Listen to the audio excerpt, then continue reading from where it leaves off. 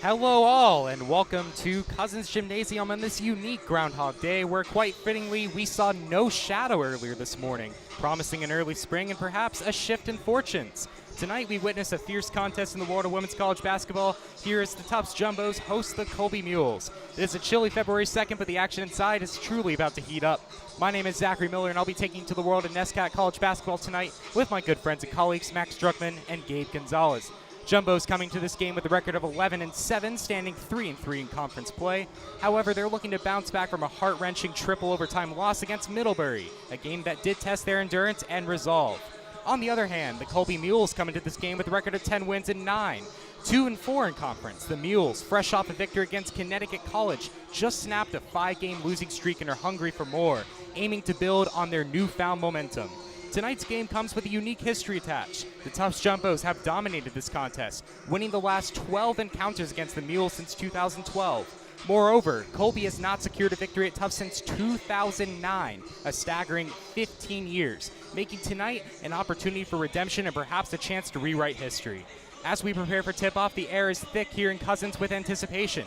Will the Tufts Jumbos extend their winning streak and keep themselves in NESCAC contention? Or will the Colby Mules, inspired by the promise of an early spring, find the warmth of victory on this cold Groundhog Day? Stay tuned as we bring you all the action, drama, and excitement here from Cousins. The stage is set, the players here are ready, and this one is a game you don't want to miss. Now let's go ahead and dive deeper in tonight's matchup with our colors Max and Gabe. Guys, both teams are entering this game with something to prove. Let's start with Tufts, Max. What do you think are the keys for a Tufts victory tonight? Well, thank you, Zach, for that great introduction. This is a crucial game for the Bows, as you mentioned, coming off a triple overtime loss. It was their first triple overtime game in over 40 years, since 1981-82. Coming off 3 straight road games, going home, they have a chance for a fresh start here with Senior Day tomorrow. Their first key is Annika Decker. She had 24 points last time out against Middlebury in the loss. It was a career high for her. She's key on both ends of the floor. She has 9 blocks, even though she is just 5'4".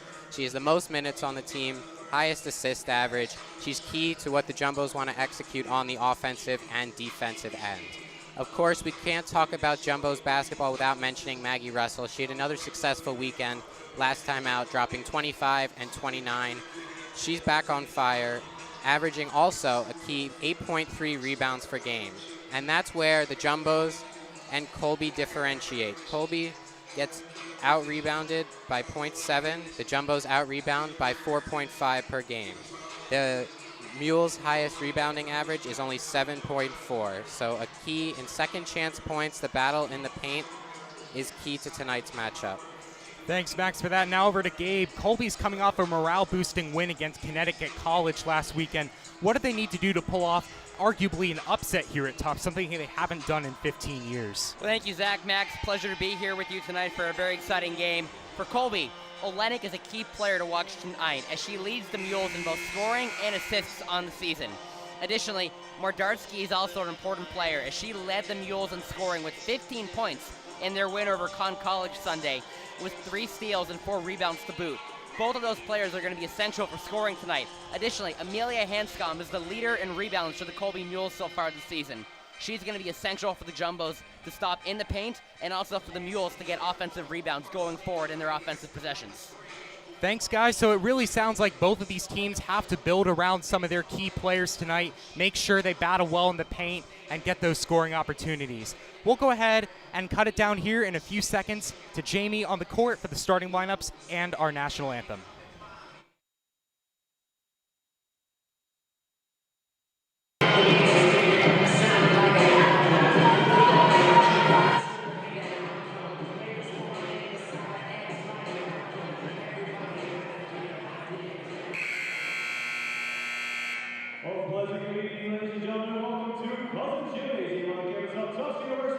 Here in Medford, Massachusetts, for tonight's Division III NESCAC Women's Basketball matchup, featuring the Mules of Colby College and your Tufts Jumbos. Fans, at this time, I'd like to ask you to please rise and able, remove your caps and face the flag for the playing of our national anthem.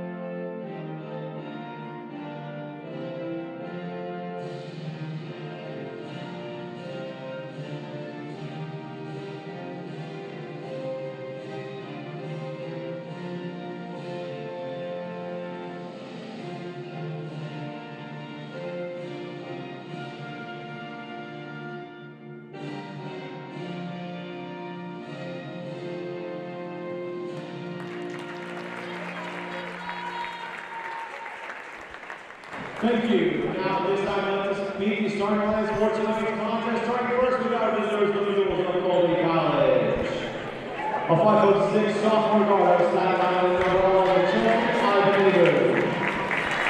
A 5'8" first-year guard, lineups here for Colby. As we start to get some of the players coming out of the huddle. We have Chelsea, Benadu, as well as Paint Olenek, as we were just talking about earlier. Amelia Hanscom coming out just now. Sophomore guard Lydia Mordarski. And then finally, Anna Von Ruler, who is taking over starting for Colby recently.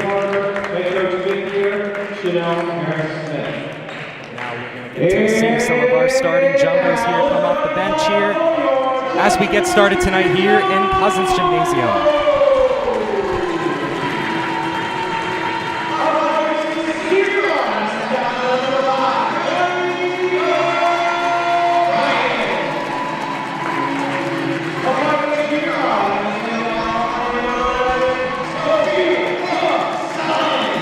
Two starting guards coming off of the bench here, Callie O'Brien and Sophia Gonzalez. Samantha Sousa, who's been doing really well in her position.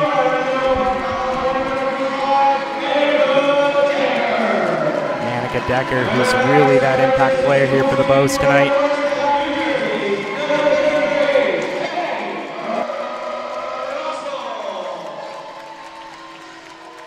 So here you're seeing the starting lineup for the Bows tonight. Annika Decker, Sophia Gonzalez, Samantha Sousa, Maggie Russell, and Callie O'Brien. All five of these players have been so stellar for the Bows this year.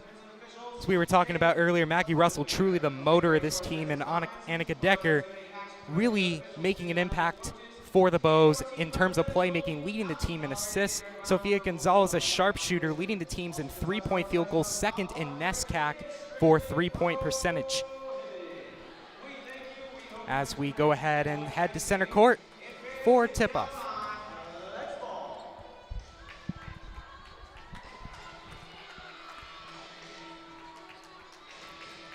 Before we get started here, what are some things that both of these teams need to do to get started off on the right foot here in the first quarter?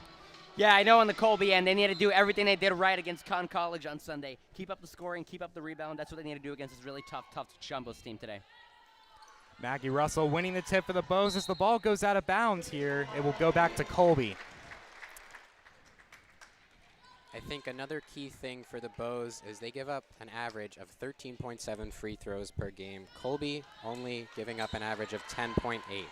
That's 3 free points right there that the Jumbos do not want to give up against the team coming off their first win in a while. They're looking to keep a hot streak going, and the Jumbos want to keep those fouls in check.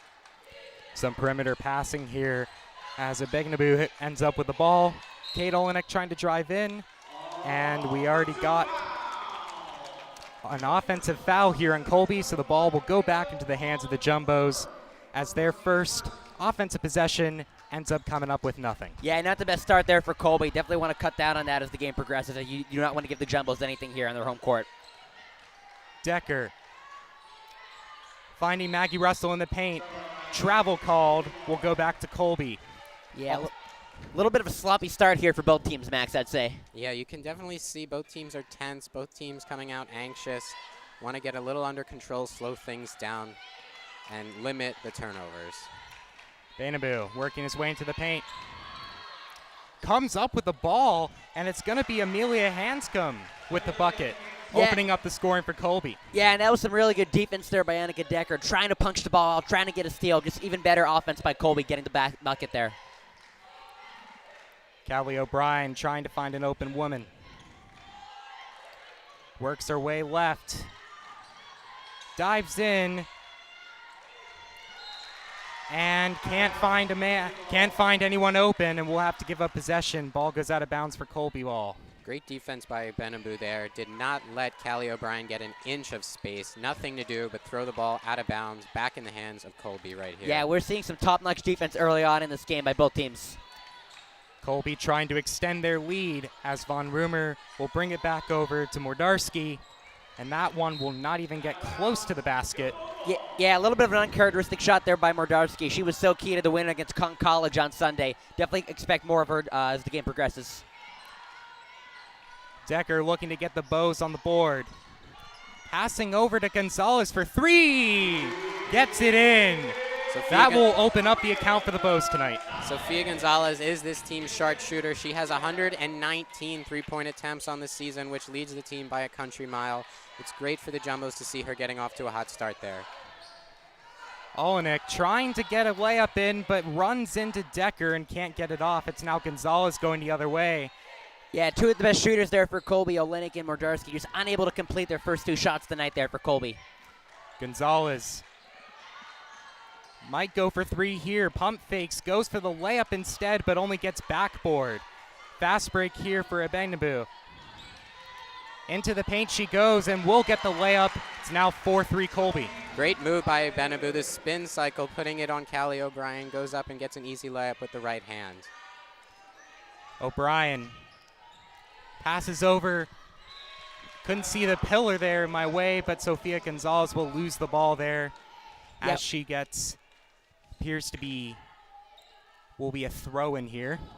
Yeah, once again, some really good defense there by Benigbu on Colby. Really doing a good job making sure that no player gets past her. She's doing a great job on both ends of the floor right now, defensively and offensively for the Mules.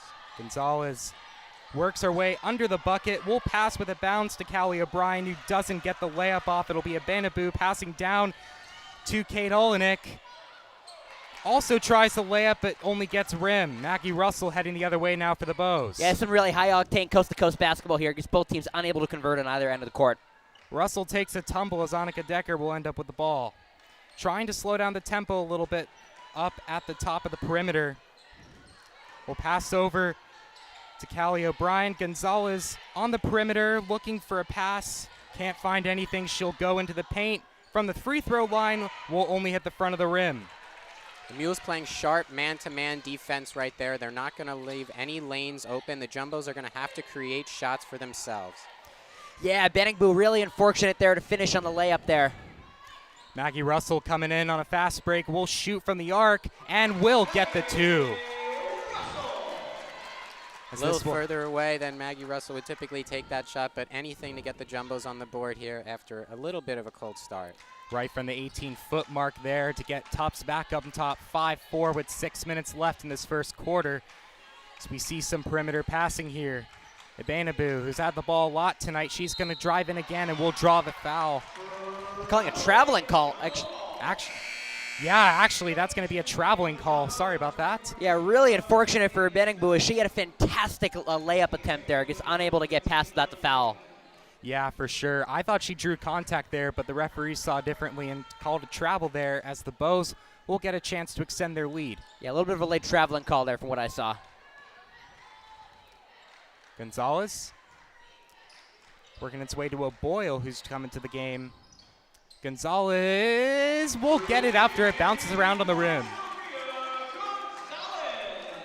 Sofia Gonzalez, 2 for 2 from behind the arc. You'll take that any day of the week, even if it barely squeaked in. And she's showing some of her really good defense there, trying to get a steal, or she's leading the team in steals so far in the year. Hanscom will pass back to Von Rumer, who will drain the 3 from deep. Von Rumer, the freshman, just recently moved into the starting lineup, but with making shots like that, she's not going to lose her place anytime soon. Yeah, she was so effective in the game against Conn College on Sunday. Boyle will get some points here in the paint as the Bows will extend their lead to 3, 10-7, 5 minutes left. And we will now be seeing Kate Olenek take it in. Draws the foul as she misses the layup. She will go to the line. Yeah, and that's what the Mules really need to do in this game on offense. They need to get the ball to Kate Olenek, who needs to drive up to the layup, and that's really where this Colby team can get their bread and butter points. Olenek 75% from the free throw line this year. She'll try to get some points back for Colby and reduce this lead.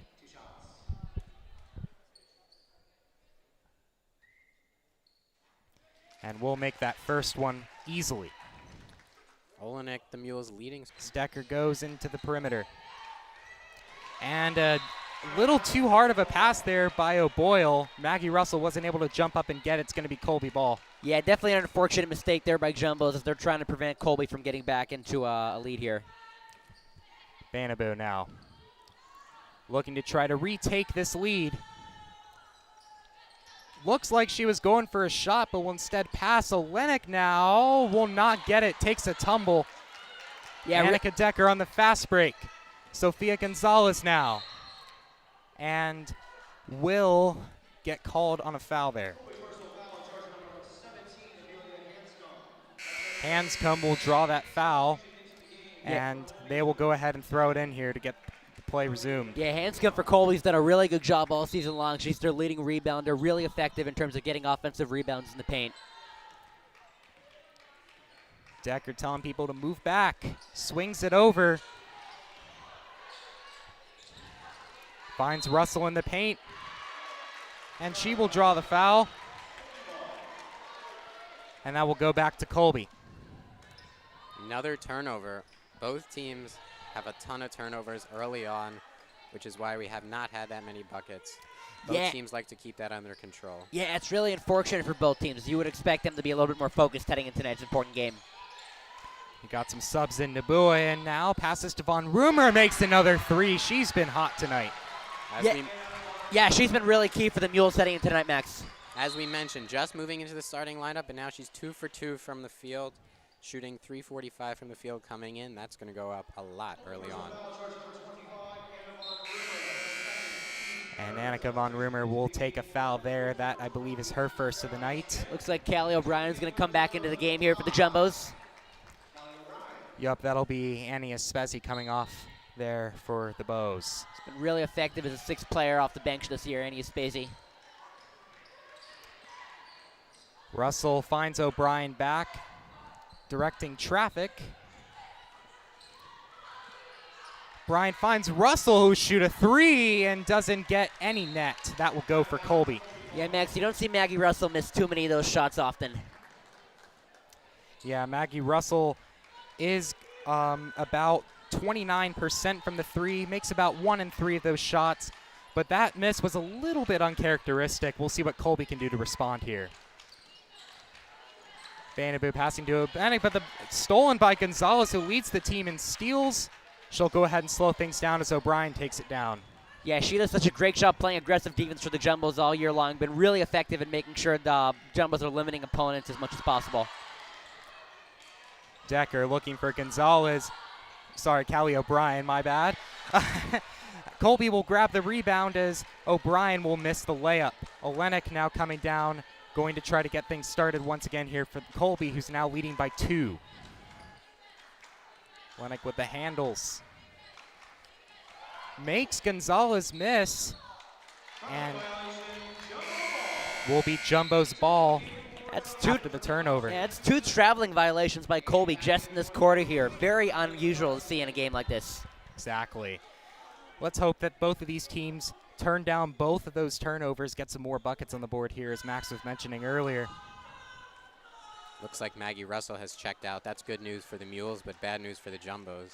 We're trying to find 2 points to get back even in this one. Yeah, Maggie Russell has struggled with foul trouble a little bit this year. Probably a precautionary effort by Coach Jill Pace here to make sure she doesn't foul out in what could be a very close game here as we enter into the later periods of the game. We just had another traveling violation. That might be the 4th or 5th of the night for both of these teams, as Colby will get the ball back here. O'Boyle just looked indecisive. She didn't know what to do with the ball. Her feet froze, but apparently they did not as she took 2 steps without dribbling. Definitely something for both teams to clean up as we enter into the second quarter here. Vanaboo passing to Nabua. Will fight for the layup, can't get it. Annika Decker going the other way. Little faster tempo here, but she slows it down. Decker looking for some space here as she stays still at the top of the perimeter. Swings it over to Callie O'Brien, who shoots for 3. Nothing there. Olenek on the rebound as she goes the other way. Pass there to Smith. And that's going to be another travel I don't think I've ever seen this many traveling violations in a single quarter. I was going to say the same thing, Gabe. This is Incredible how many travel violations we're seeing early on. I don't know what Definitely a the talking point. I don't have the record on most traveling violations for a game, but I'd sure be interested to know. Me too. We'll see if we can pull that up during halftime. We'll check back We'll on do that. our best. As it's now Crossett who's checked into the game. She's in the paint. Great bounce pass to Callie O'Brien. We'll get two there, tying it back up. Nice cut by Callie O'Brien. Just outruns their defender. Easy finish on the layup. She's quicker than the defense, and it proved to work out for her. Yeah, with Crossett coming into the game here for the Jumbos, she can really add an important element of height and size into the game for the Jumbos to defend against Colby. Wlodarski couldn't find a shot, and Olenek couldn't either. Wlodarski has no choice but to drive in. Sofia Gonzalez denies the pass. Yeah, really good block by there. She's great at stealing, and wonderful job with the block. She is by far one and away the best defensive players in this team. Whenever she's out on this court, you know she's making an impact. She's giving high effort, high octane, every single possession, offense and defense. As Nabua will miss the layup, she takes a tumble. Annika Decker going the other way on the fast break. Passes to Sofia Gonzalez. Can't get anything off there. Cross it back over to Decker. Slowing things down again. Makes a move over towards the right. Drives in, but passes back out to O'Brien. Cross it now. Drives for the layup as the shot clock was about to go black. Yeah, as I said earlier, that's a really good job by Crossett, using her height and physicality to get inside the paint and get up to the basket and score here for the Jumbos. Time ticking down here in the first quarter as Abengnabu will take a shot. Nothing out of it, but the putback is good. Yeah, really good job by her, staying persistent there, not giving up on the play, and making it a tie game heading into the second quarter. Exactly. Well, a high-octane first quarter, lots of turnovers, but a tie game here in Cousins, 14-14 after the first. We'll take a very brief break, and we'll be right back for the start of the second quarter.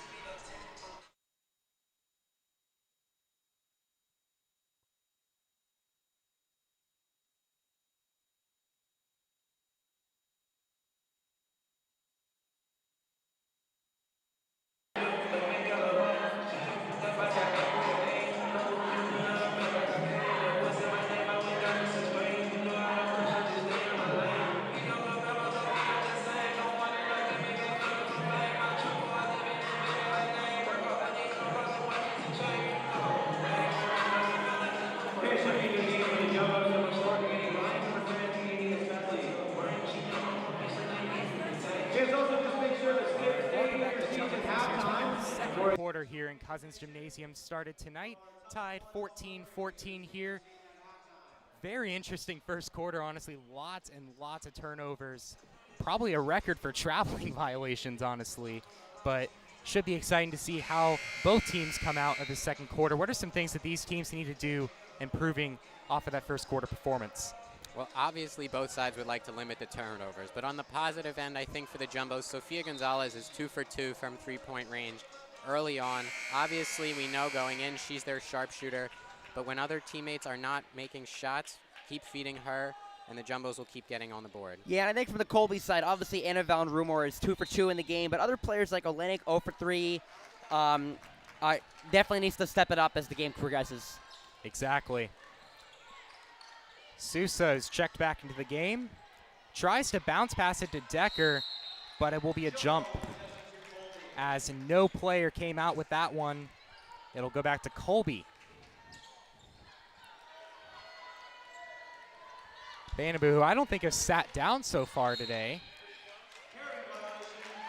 Carrying violation now. Yeah, so many turnovers in regards to dribbling and carrying today. I've never seen this before. You have to wonder what exactly is going on here. Exactly. I don't know if one of these referees recently reviewed their traveling calls or whatnot, but something definitely is being a little bit more scrutinized tonight. Absolutely. As we got another check into this game, Annie Ryan in now, the sister of Molly Ryan, Tufts Jumbo's Hoops alumni. As O'Brien will run from courtside to courtside. Pivots around. Gets Sousa, who won't get it in. It's going to be another jump. Yeah, great job by Sousa there, being really aggressive, forcing the jump ball, not giving up on the play.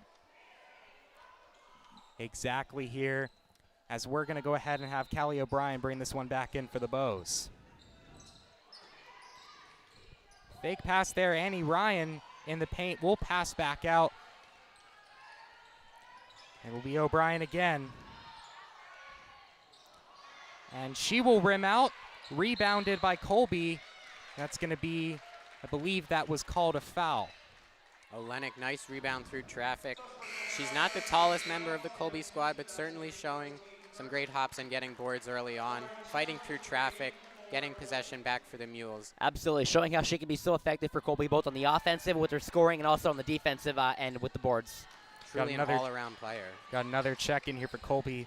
Sophomore Lauren Cho now in as she carries the ball down the court. And it's going to be another check in. It takes the three. It's going to be Lily Naj who doesn't get it down, and it will now go the other way. Callie O'Brien looking once again to turn the pace down a little bit as Espezi will drive in here. Blocked by Amelia Hanscom. That's her 14th block of this season, using her size in the paint to deny Callie O'Brien. Another key defensive play from the Mules. Yeah, Hanscom's been so effective all year long with both offensive, defensive rebounds, and as you mentioned, block. Max, very effective with blocks as well. Looking to make something work here again. Kate Olenek. Back out to Hanscom. It just had that block. Naj will take control here as they will draw a foul while dribbling. No shot, so it'll be a throw. Looks like Sophia Gonzalez is coming back into the game here. Annie Ryan will check back out. Olenek takes it in quick.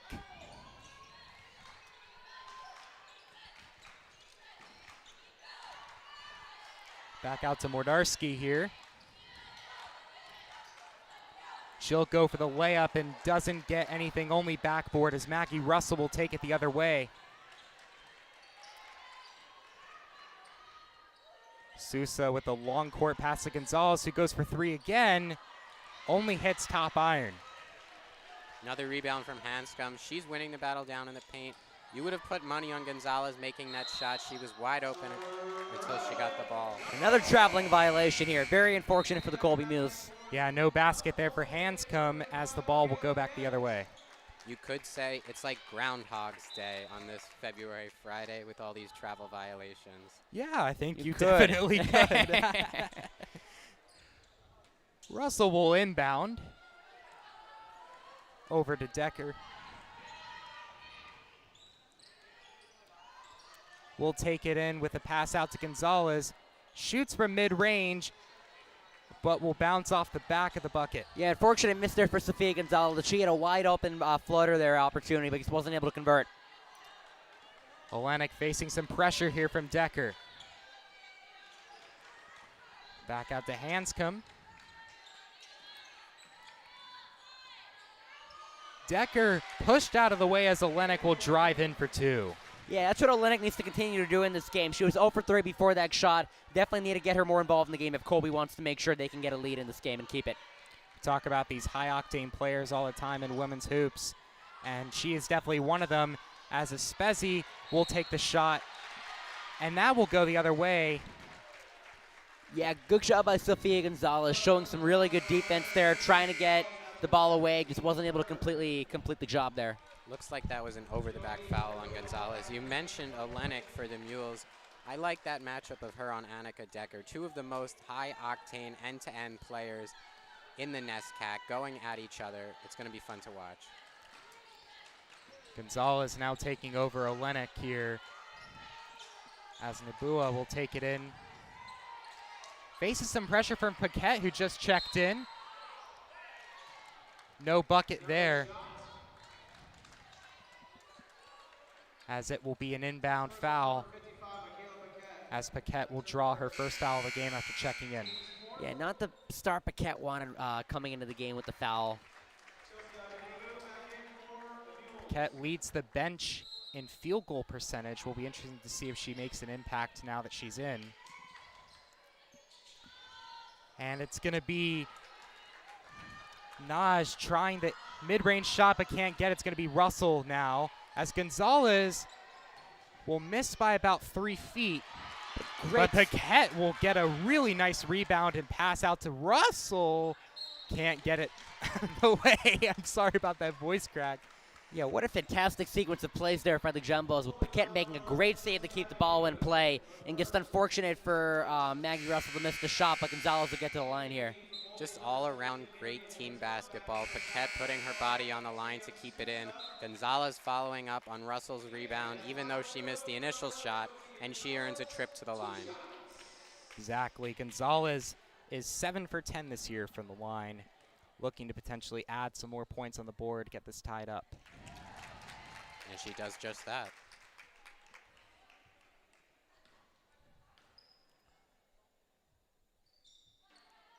Gonzalez will miss her second, rebounded by Mordarski. Yeah, unfortunate for her, as that would have been a great opportunity for the Jumbos to tie the game here. Benabu back to Mordarski. Olenek on the movement, but Maggie Russell gets up and blocks. That was a really good pass over there, but Maggie Russell makes an even better defensive play to get the ball back into the Jumbos' end of the court. Paquette can't get the pass down as Decker seems to go down pretty hard. We're going to go ahead and take a brief break here.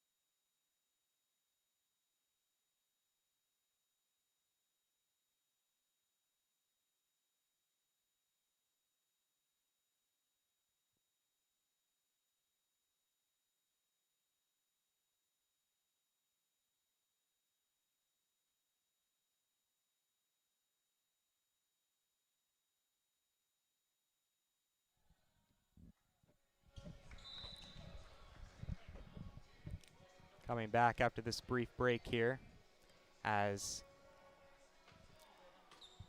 A few minutes ago on the court, one of Tufts players, Annika Decker, went down with what appeared to be a injury that paused play for a significant amount of time. She was able to walk off the court with assistance. But Ania Spezzi will now check back into the game in her place. I would expect her to remain in the game for a significant amount of time. Yeah, Ania Spezzi's been a very important player for the Jumbos this year with a significant amount of minutes, typically off the bench.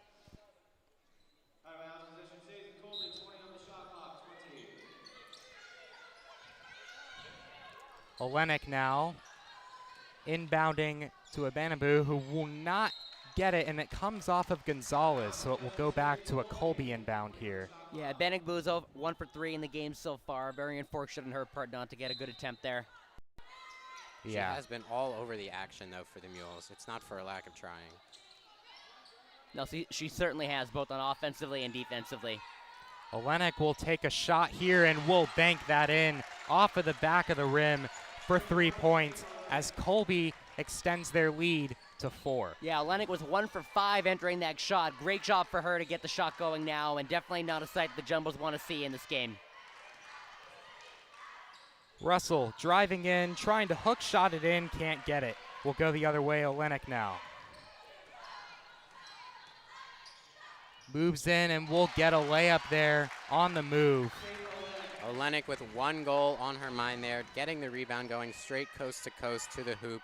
Looked like Russell had a little more time when she was boxing down and trying that layup there. Yeah, definitely the Jumbos want to get back into this game here. They do not want to let a 4-point lead become even worse. O'Brien from the edge of the point can't get it, but Paquette will get the putback as they will get a little bit of this lead back. Yeah, great job by Paquette entering this game, getting her first points to the game, really making good impact early, both offensively and defensively in the game. Looks like Paquette's going to get some extended minutes. She's the one player in warm-ups that I have never seen miss a shot. So if she's on the floor, odds are she's going to be scoring. Yeah, definitely a potential X factor in this game heading further on. Another travel called on Abanabu. That might be the 9th or 10th of the day. I've lost count already, but yeah, that will go back to being Jumbo's ball. As Sarah Crosset enters the game here for the Jumbos. Would also expect her to see a little more minutes than usual today as she comes onto the court. Cross it. Back over to Spezzi. Cross it from the edge of the 3. Back to O'Brien. Passes it back into Russell. Put back, no good. And Russell gets another putback and will get the foul. Sheer determination from Maggie Russell, getting 2 rebounds, earning her trip to the free throw line. Yeah, she's showing why she's so effective at all-around stats with great rebounding skills and a great job not giving up on the first offensive rebound, getting the second one, and now she gets a chance to go to the line to cut this lead down to 2. Over 80% from the free throw line on the season. She'll look to cut the lead here. And she does. Yeah, Maggie Russell, one of the best free throw shooters on this team. She has shot more than 127 free throws this year, an insane number. And she is able to get the lead down to 2 here. Slowing the pace down is Olenek as she takes it down the court. Passes it in to Nabua. Draws contact as she gets it. No foul, but will miss, and Sousa will get it. Cross it. Oh, and that's not a great pass there as that is intercepted by Mordarski. Yeah, it was a great... Oh, Mordarski will get the bucket as she's fouled. Just sloppy basketball for the Jumbos. Even though Crosset couldn't keep it in bounds, she turns it over. Could keep it in bounds, excuse me, and that leads to a trip to the free throw line for Mordarski. Yeah, Mordarski was 0 for 2 before that shot. Now she gets the chance to go to the line, increase the lead back up to 4. But as you said, Max, even though Crosset made a great job keeping the ball in play, a little bit sloppy there. Mordarski will miss the and one, so a little bit of a break there for the Bows. As Spezzi will look to get things riling back up. O'Brien. Cross it, looking for an open woman, but will take the shot instead. Gets nothing out of it. You have to question if that was the best shot for Cross to take there. She had a couple players on her, had a couple pass outlets that she could have made. Another carry violation, this one on Souza, even though she made a great play to recover Yeah, Max, the ball I think we for have the some Jumbos. halftime research we got to get we got to get cracking Yeah, on. for sure. Olenek will take the turned over ball back down for Colby. And that's going to be an inbound as she draws some contact as she drives into the point. Olenek coming into her groove here. She started out a little cold, now coming into her own as she earns a trip to the line. Yeah, very cold start, 3 for 7 now.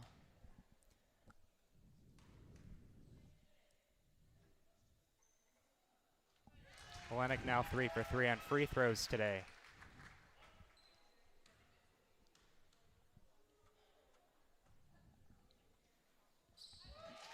And I apologize about saying that was an inbound. Did not see that Colby was in the bonus there. But Tufts will now look to chop into this 6-point lead here. O'Brien, little more intensity here from the Bows as Crossit will draw a travel. No bucket. Back Wow. over to Colby. And I thought that was initially a very good job by Crossit, using her height to get inside the paint, getting a good layup there. Unfortunately, the ref saw it differently there. I was going to agree with you, Gabe. That was great determination from Crossit, getting the bucket in, and I thought drawing the foul, but apparently, just like the story of the game so far, it's another travel. I agree. I for sure thought that that was a foul, but that will just go back the other way. Another turnover. And that's another travel.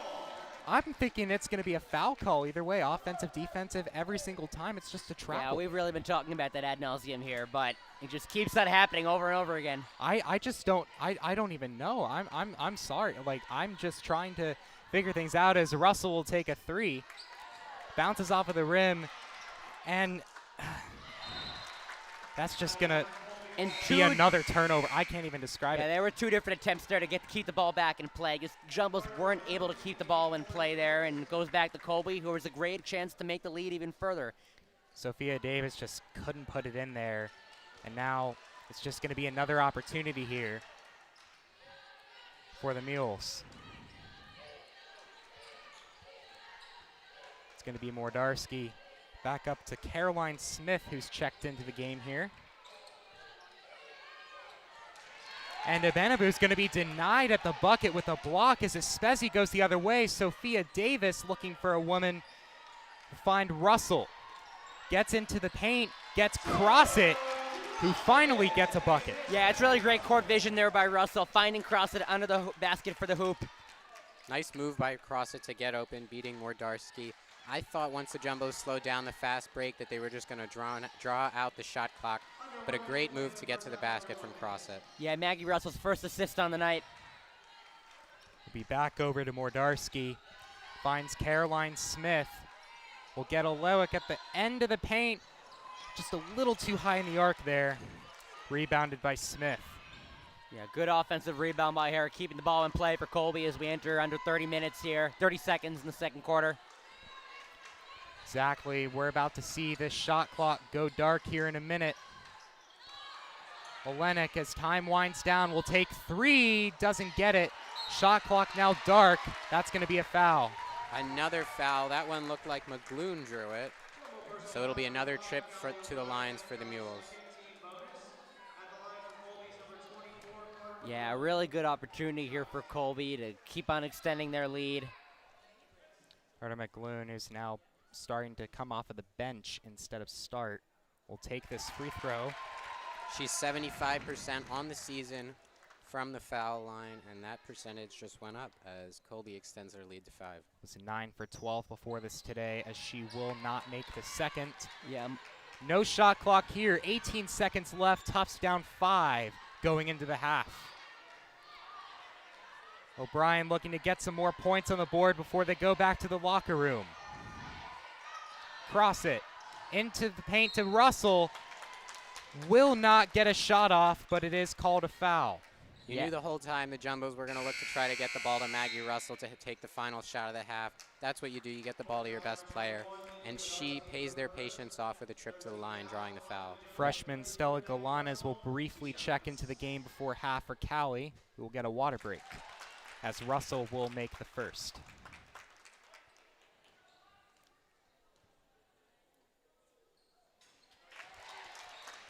Russell gets 2 more before half, as Colby will just have to heave it. Annie Espezi can't get it before the buzzer sounds. We'll go into half, down 3 here in Cousins for the Bows, 23-26. We'll be right back after this break. Actually,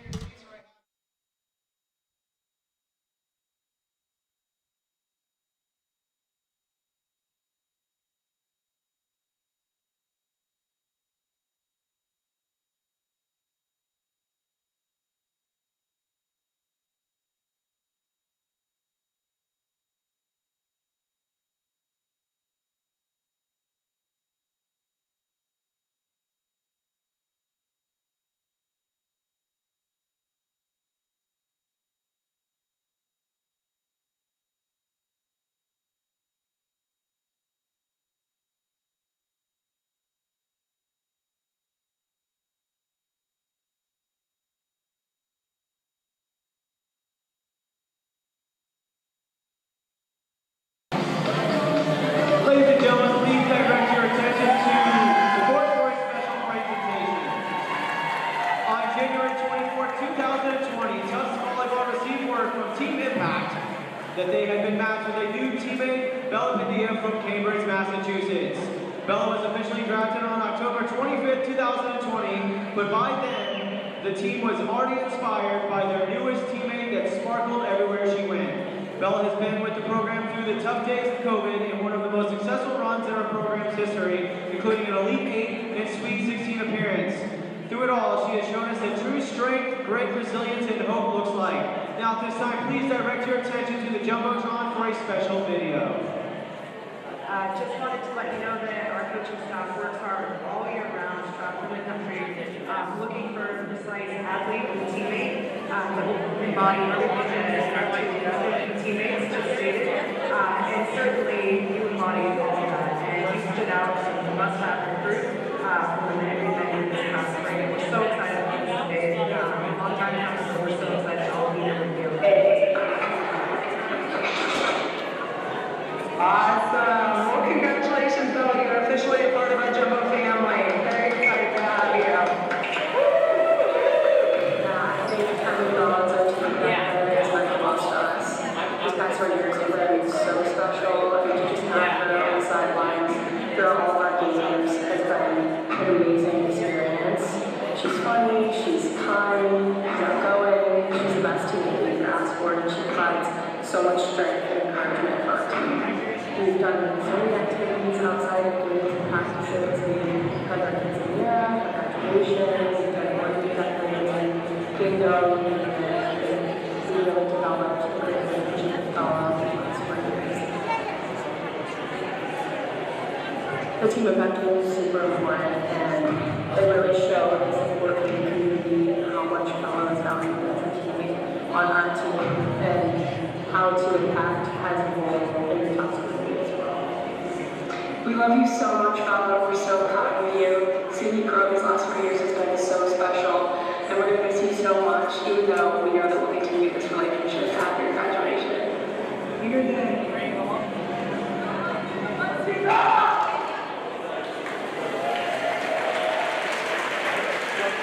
Fans joining Bella tonight are her mother, her grandmother, as well as her aunts Jackie and Maritza. It's been an honor to have Bella as part of our Tufts family, and we wish her all the best as she formally graduates. Thank you for all that you have given our program. Fans, let's have one more round of applause for our Team Impact Greater team member, Bella Padilla.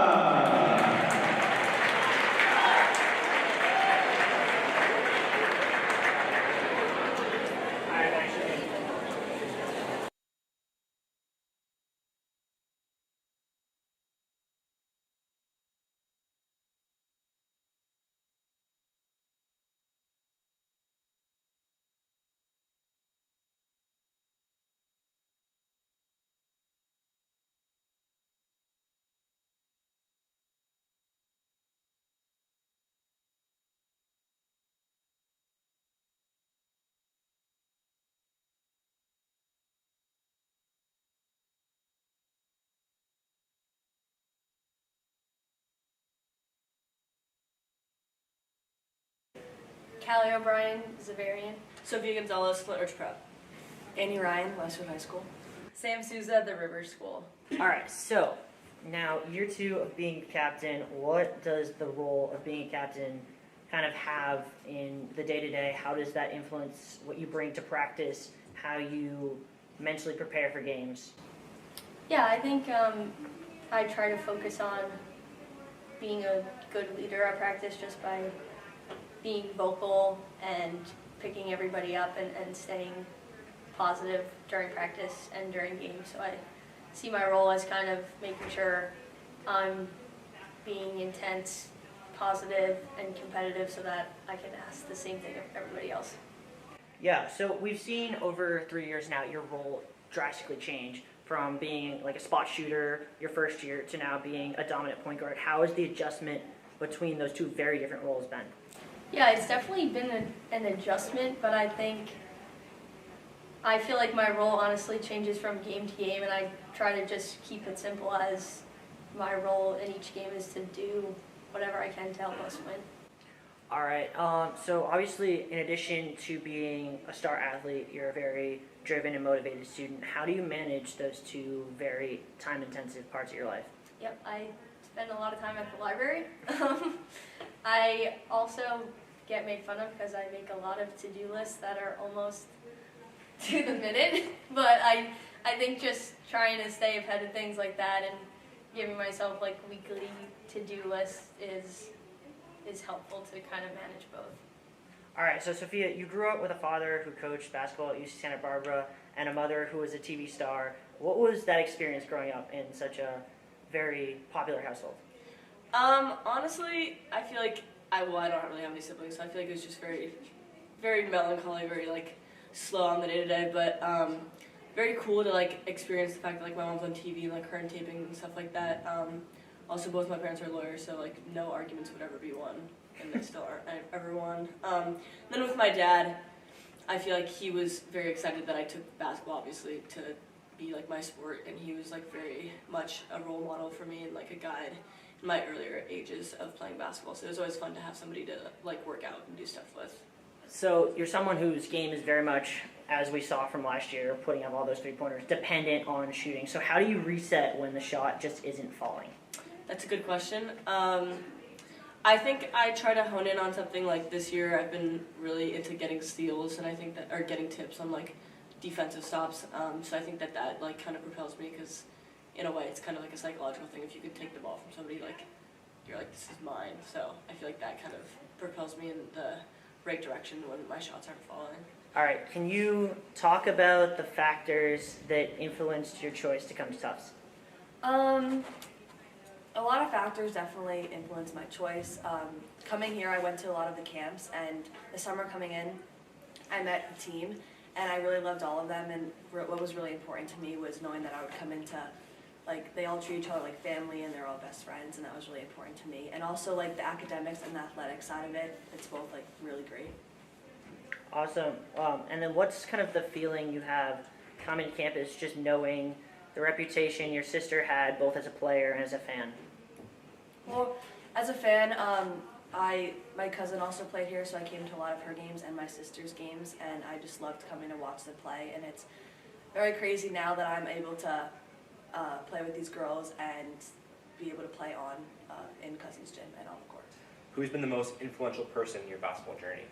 Probably my dad, because he did play basketball. He played basketball at Princeton, and just growing up, he was my coach growing up, and he was just always supportive and always just wanted me to be the best I could be.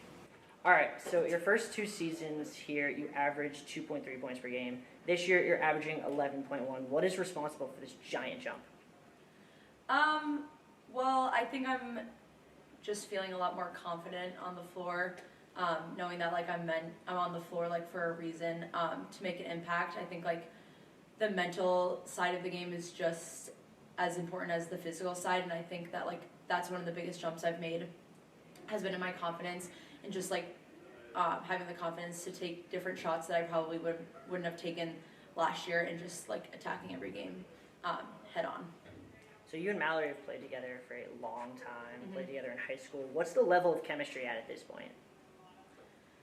I mean, probably more like sisters, honestly. Like, I feel like you don't really normally go to school or go to college with your, like, literal best friend from high school. And, like, we did everything together in high school, and I feel like we pretty much do the same now. So it's honestly, like, I see her more as a sister than I do as a friend. Can you talk a little bit about the trip during the off-season to Thailand? Oh my gosh, yes. This was, like, a once-in-a-lifetime trip. Thank you again to Annika and her family. We all went out there for like 10 days. Me, Callie, and Michaela flew there together in matching neon green sweatsuit sets. So that was really fun. It was just really cool to like see a whole new part of the world that I've like never seen before. Most people can't say that they've seen. It was just like so cool. How was the experience going out to California playing against Pomona and Claremont Mode? It was really cool. I think we had a lot of fun in both games, and we also had a lot of fun. We got to practice at UCLA, which was amazing, and just being in the warm weather and getting to spend a lot of time together. How was meeting Russell Westbrook? Really cool. We did meet Russell Westbrook, and we took a picture with him, and I forgot how to speak when he said anything to me, but it was fun. All right, similar questions. So what was the experience going back home, playing games close to home over Christmas break? It was really fun. A lot of my family who like never get to see me play, like were able to see me play. Also cool because I've grown up, like I was the ball girl at one of the neighboring high school or colleges over here that play those schools. So like being able to now like play there and like I've been there before in like a different like setting was really cool. And it was funny because I knew like one of the assistant coaches on the Pomona Pitzer team, and it was like funny because like she had just graduated like last year, and I was like, it's weird that you're a coach, but like it was just a lot of like it was a good homecoming trip, and super fun to play in California, of course. So It was a lot of fun. I had a great roommate. Sam Sousa was my roommate, and we had a lot of fun together. And yeah, playing basketball, we played 2 games, and we won both of those games. And it was just fun to spend so much time with the team, with the coaches, and my parents and my brother got to go up there too, and so it was fun.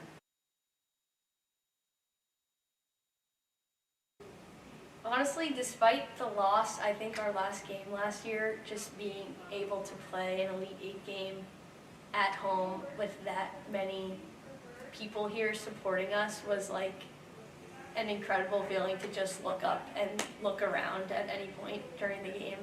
That's definitely something I will not forget. I actually have 2. I'm gonna go same with Callie, like playing against Christopher Newport, like the fact that like you would look up and you would see like there was no empty spots, like that was just like an absurd feeling. And honestly, my freshman year we played Babson, and I remember just like that game so vividly. I don't know why, but that was like I guess like one of the first times that I ever really got like minutes in like a college game, and I just felt like it was very memorable for me. I really think about like the Bates game from last year a lot, the second one, when Megan Graff scored 44 points, but we still came out with a win. And I think that like that was kind of our first game last year that we were in a really tight end of game situation that I can remember off the top of my head. And I feel like that was the first time that we got success in one of those tight situations. And it was just super intense, and I think it kind of gave us a good energy going into the rest of NESCAC and then into the playoffs. Probably the first NESCAC game, because yes, that was the first NESCAC game that I've ever watched from the bench, and it was very cool, and we got a dub, so that was nice. The 300s, definitely. How many you have to do? We have to do 3 300s within like, we get like a 3-minute break in between each one, I think. It's not fun. I would say the 300s is pretty bad. I mean, like, it just never gets any easier no matter how many times you do it. I also don't really like any test that has to do with jumping because I'm not a very high jumper and everyone else can jump so much higher. The 300, again, I strongly am a strong hater of the 300. Definitely the 300s. I don't like them at all.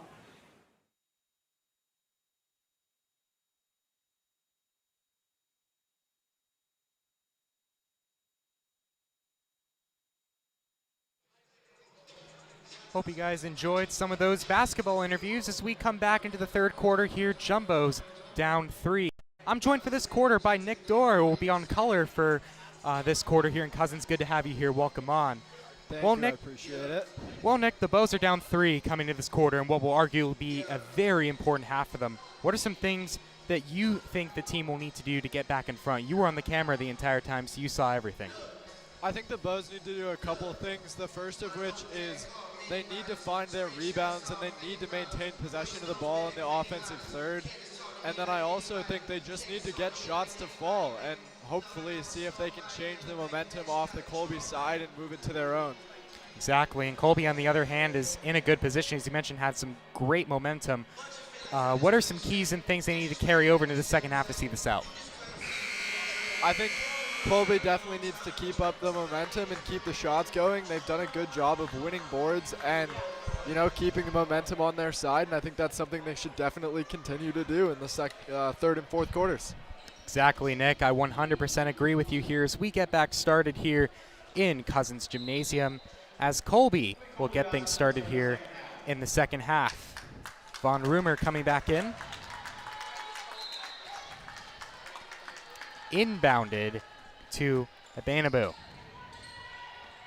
Olenek, who had a stellar first half, keeps it up at the perimeter.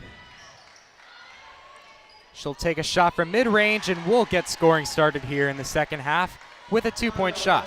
That's definitely something Colby needs to keep doing, is keep feeding Olenek and keep feeding their good players who are consistently making shots, and those they can especially rely on in the third and fourth quarter. Gonzalez with a long pass to the corner will find Sousa after crossing in, and unlike Olenek, will miss the 2-point shot. Will go back the other way. Banabu now slowing things down here as she will drive off to the right. Olenek with some handles will pass back to Mordarski. Keeping it up on the perimeter here. Trying to find some space here. Banabu. Cross pass, and that'll be a shot clock violation, no basket. Shot clock violation, jumbo ball. Bows will go ahead and take it back here after the Colby turnover. Due to the shot clock violation, weren't able to get a shot off before the 30 seconds. O'Brien now going to try to make sure that the Bows get some much needed points. Gonzalez takes it back out to the arc. Russell looking to drive in, will get blocked by Hanscom. Sorry about that. As Olenek will go on the fast break, it will be Mordarski who grabs the layup. O'Brien driving down.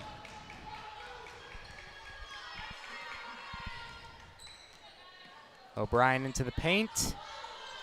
Takes a shot from mid-range, won't go, hits the front of the rim. Again, another example of Colby being really solid on the rebounds and making sure they keep the ball. Olenek trying a hook around and can't get it. Von Rumer will take a tumble and will take some contact there.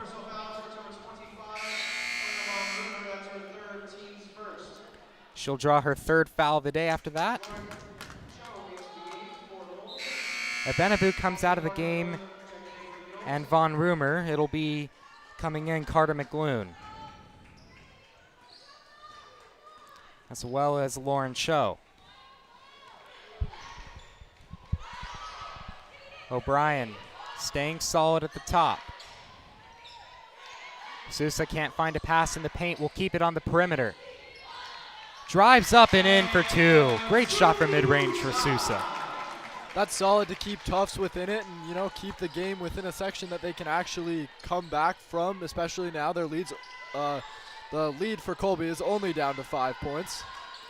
As we get down 2 minutes 30 into the second half, as Mordarski will take a shot and nails the 3 from deep. Lydia's been a solid shooter from deep that Colby can rely on, and I'd imagine throughout the rest of the third and fourth quarter, we're going to keep seeing Colby look to players like her or Kate Olenek and really keep those threes falling. Tufts down 8 with 3 minutes elapsed here in this third quarter. Russell can't hold on, but Espezi will grab at the loose ball. Sousa will drop it in for 3. Much needed here. Definitely, those threes from Samantha and especially Sofia Gonzalez will be critical in keeping Tufts in this game. Olenek with a pass out. No one there, but does get collected as the shot by McGloon is blocked. Will still remain with Colby as Olenek will inbound here. Galana's checking in here for Callie as she'll get some rest. Olenek goes out to the perimeter. Can't get the 3 off though. Will hit the rim. It's a good rebound by Lauren Cho there. Lauren Cho will draw the foul there. And she'll cause an inbound again for Colby as they look to try to get some more shots off here. 20 seconds on the clock here. Hanscom will have to take it in. No look pass over to Mordarski. No, Olenek, sorry about that. But that no look pass was really, really well done. That was really effective. Didn't see it coming, and Tufts was not ready for it. Galanis will swing it out to Sousa, who's hot. She's got another 3. Gets the bench up and going. The lead cut down to just 4. Mordarski looking for Olenek. She has to do an acrobatic pass, and Galanis will take it over from here. Gonzalez gets stripped, but she will get it back. Galanis now. And another block there by Mordarski, but ball collected. Sousa can't get the layup. Lauren Cho moving back. Again, a good example of Colby being and able a to steal. really get the rebounds. That's going to be a jump ball for Colby as Sofia Gonzalez forces the turnover.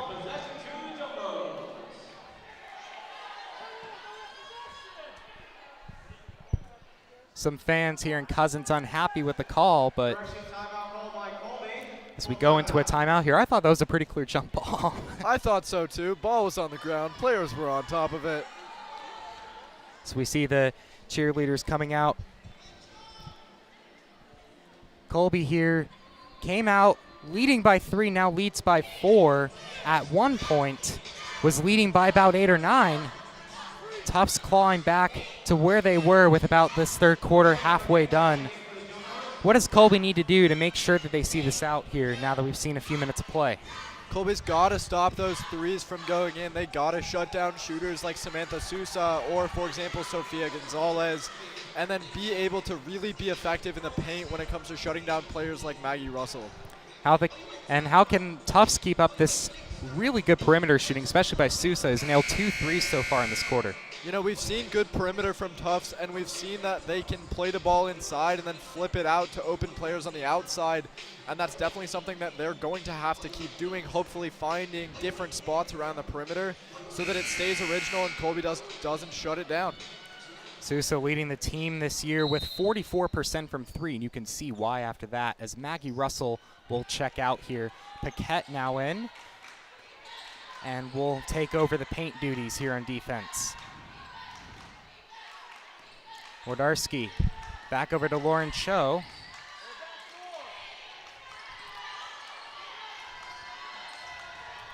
Hanscom looking for a bucket. Will draw the foul in the bucket. She is excited about that as her team comes over and gives her some love for that one.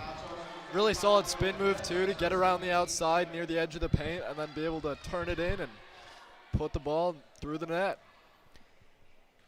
Hanscom now getting the and one here, but doesn't go. Paquette will draw the rebound there. Good board from Tufts, be able to maintain Tufts' possession in this case and see if they can get the momentum swinging back to the jumbo side. Galan is seeing some minutes as she'll draw the mid-range shot, but doesn't go. Paquette tries to get the rebound, but instead Hanscom comes up with it. She had 14 boards the other day versus Connecticut College. Great pass there. Back out to the perimeter. Can't get the 3 though, as it will go the other way. Annie Espezi now just checked in.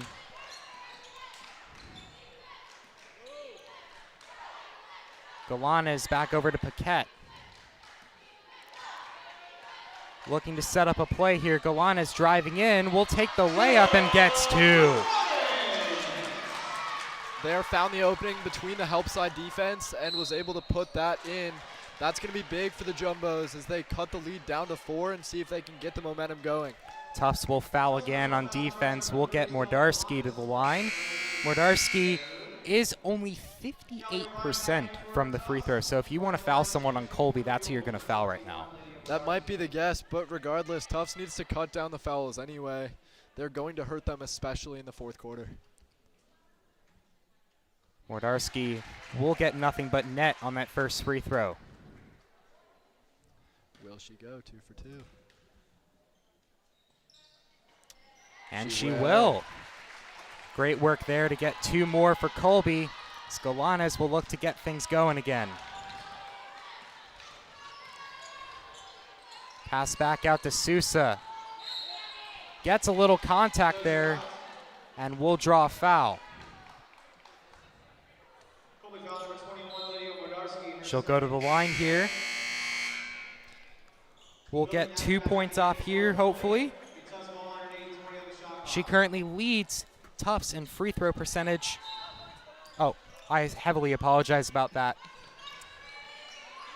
It's an inbound. Tufts looks to find the perimeter. Espezi. Just inside.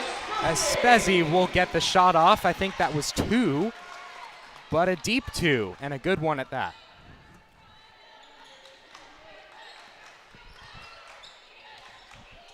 Good ball movement from Lauren Cho. Looks on the perimeter, almost. Hanscom nearly got it off there. Another jump as a little fight over the ball ensues under the bucket.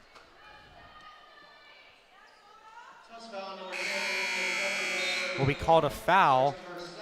Russell will check back into the game. Sophia Davis in for Sousa and Paquette. Colby will inbound here. Over to Hanscom.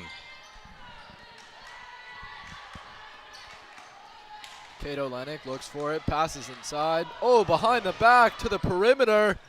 Nearly gets an incredible shot off there. And it will go out of bounds. Naj wasn't able to get it in. Sophia Davis, a stoppage in play here. Might have an issue with the clock here.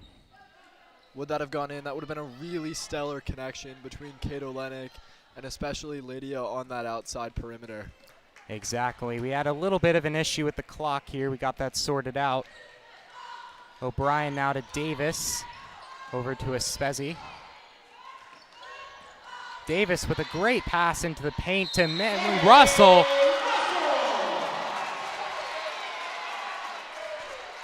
I think that was no bucket. I don't even know what that was. I think that was an offensive foul, so that'll be no bucket. Nothing coming out of that. Super unfortunate for Tufts. That was definitely some momentum that they needed. I thought that was for sure going to be an and one at the line, but instead, no points. Call goes the opposite direction, unfortunately, for the Jumbos. Colby leading by 4 here as Olenek will look to get some ball movement going. Hanscom. Back over to Olenek. She's got some good handles. She tries a shot, but it's blocked. Will now go the other way. Espezi looking to Galanes. And looks to draw a foul. Will now be inbounded here. Callie O'Brien will take things over here. 25 seconds on the shot clock, looking to get some points on the board. Down 6. Maggie Russell inside. Nothing but air there. Little uncharacteristic for her from that distance. And we see Vanderbilt draw a foul there. So she'll look to go to the line for 2. Vanderbilt here is also 52% from the line. 2 points would be solid for Colby right now, extend the lead to 8. Exactly here as we get a little referee discussion before She takes these shots, patiently waiting. Looking like the referees are now going over to the scores table to have a little bit of a discussion here. Not too sure what could be going on here.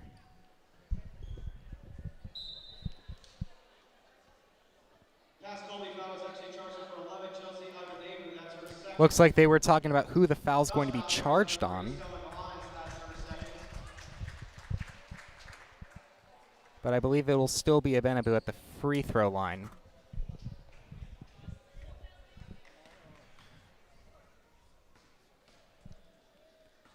It was 52% and will increase that percentage with that. Goes 1 for 1. Can she go 2 for 2? Taking her time here. Lead back up to 6. Nothing but net there for Colby. O'Brien calls a play as Espezi will get it on the short pass. And we see another call. Maggie Russell looking frustrated.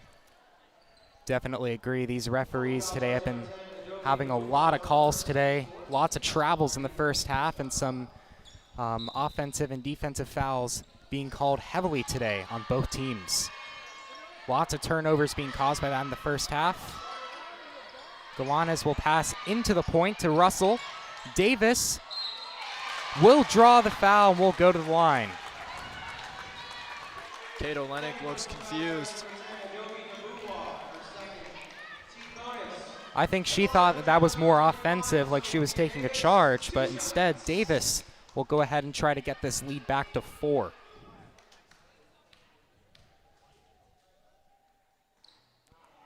And will rim out on that first. Bounces back, looks for the next. Davis, who is 6 for 8 on the year, will miss both. Galanes from deep. Won't get anything out of that. Hits the back of the rim and will go the other way. Lodarski. Long pass over to Naj. Back over to Olenek. Such a dynamic playmaker as she brings it back out to the perimeter. A steal there, and that's going to be called a foul as they look to be going the other way. In comes Lauren Cho. Lauren Cho, she's appeared in 18 of 19 games. She started 3. But now we see Davis take 2 more shots here after going 0 for 2 at the line earlier. This time, we'll get 1 to go down.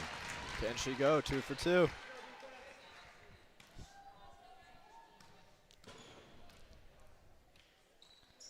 And she does.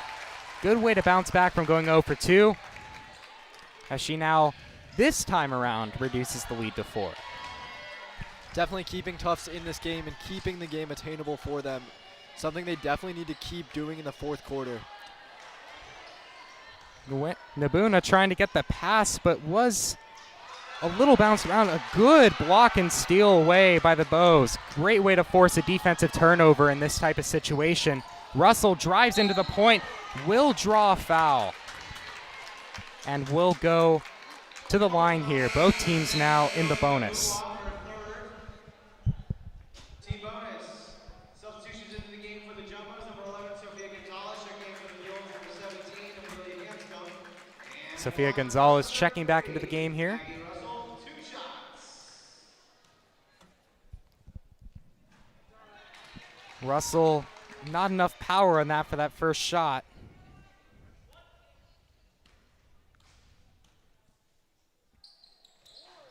Won't get any of them to drop as Modarski will grab that board. Goes to Olenek. Olenek on the outside perimeter, passes to Cho. Cho over to Naj, who will drive in, but a little too high in the layup. Outboarded by Maggie Russell there. That's big for the Jumbos. Russell trying to get things settled here as Colby will start to press. Just under 50 seconds left in this quarter. Galanes, who's basically played this entire quarter now, back over to Gonzalez, who will float it up, but a little too much.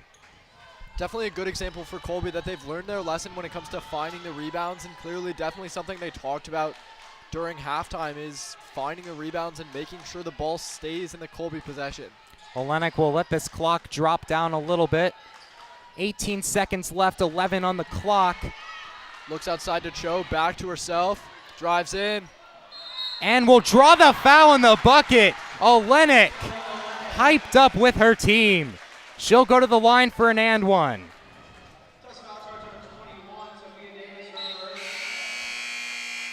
Great way to keep building up this lead as they now have an opportunity to go up 7 going into the fourth and potentially be seeing their way out to their first win in Cousins in 15 years.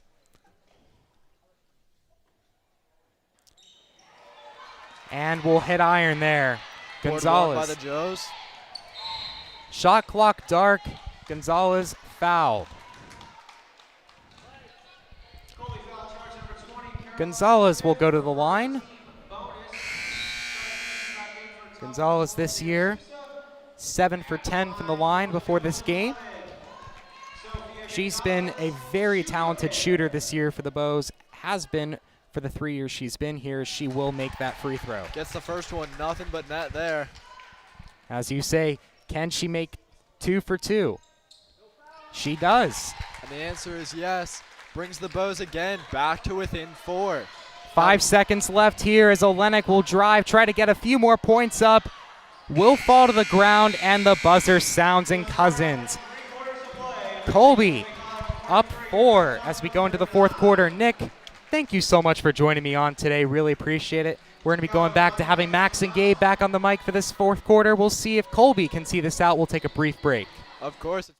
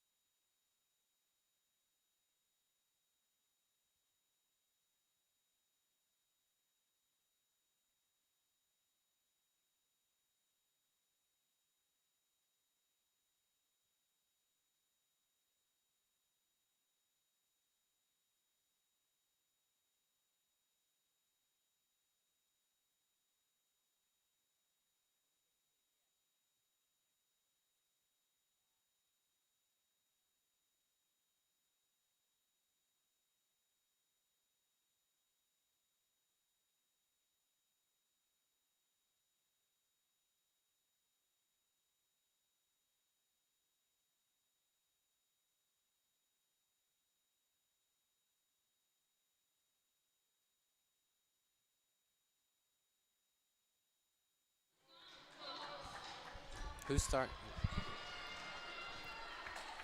Fourth quarter now here in Cousins. Last 10 minutes of the game as the Bows look to come back after being down 3 at halftime. Will stay down 4.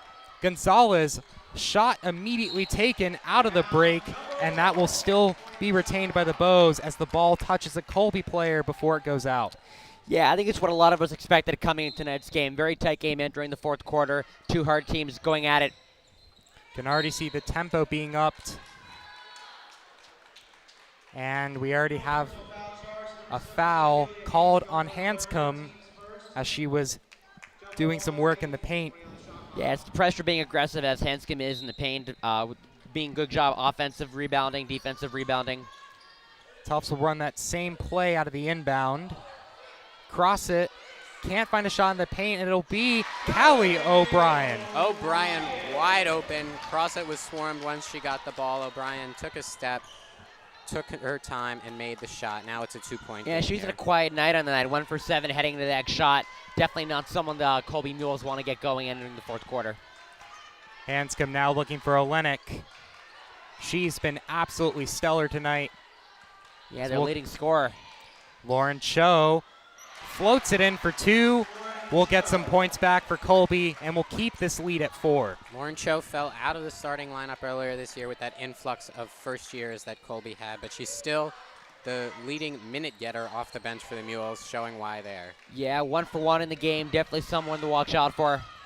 As Callie O'Brien tries to work it in, it'll be Golanes trying to take another shot from deep and won't get anything. No reason not to take that shot if you're Golanes, but the Jumbos don't want to rely on the three-pointer going forward. Exactly. They've had some struggles today with the perimeter. Sousa and Gonzalez, the only ones really able to be inconsistent today from deep. I think, like what you said, they should just be trying to drive it in as much as they can. As Hanscom will bounce it into Olenek. We'll draw some contact there. Yeah, that was a really perceptive pass there by Hanscom, trying to find Olenek inside the paint. Just wasn't quite able to finish off the shot here, but she'll be able to get to the line. Olenek will attempt 2. As we mentioned, she's about 75% from the line. Had that foul earlier right before the third ended. And we'll make her first. That foul was on Sousa. It's her third. Something to watch if you're Coach Jill Place. You want to make sure that your players don't end up in foul trouble. Yeah, we've talked a little bit about foul trouble, especially with Maggie Russell before the game too. So that's definitely something we have to be on the lookout for. Yeah. If you're on this Tufts coaching staff. As Olenek now is 33 points on the night to lead Colby. Very effective player here. Crossett will try to get some more on the board, but can't finish out the layup. Yeah, that's been her bread and butter move all season long. A little unfortunate for her not to finish it off.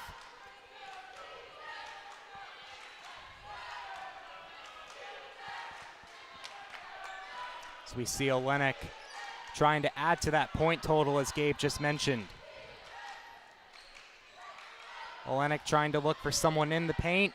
Will find Von Rumer, but can't get a shot off. Yeah, a little bit of a questionable decision there, not trying to find anyone else to pass off to, trying to do it all by herself. Galanes will take a shot from the foul stripe. Can't get anything off. It'll only hit iron. Gonzalez will work it back out to O'Brien.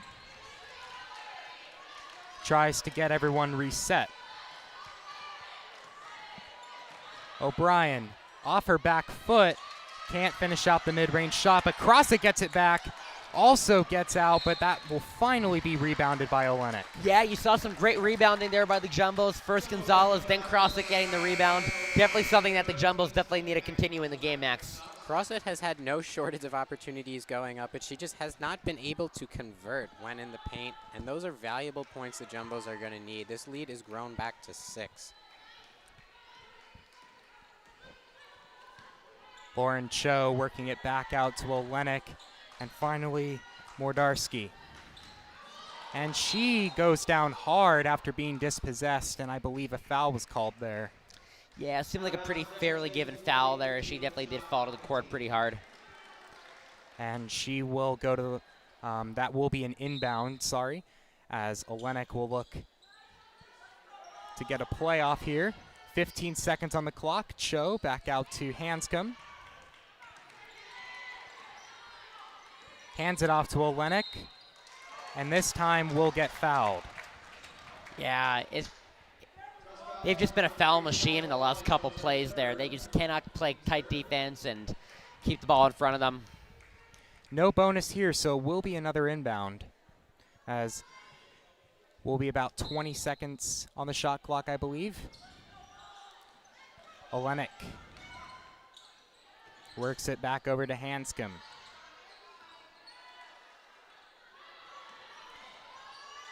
Olenek with a spin move. Hanscom holds on after the loose ball.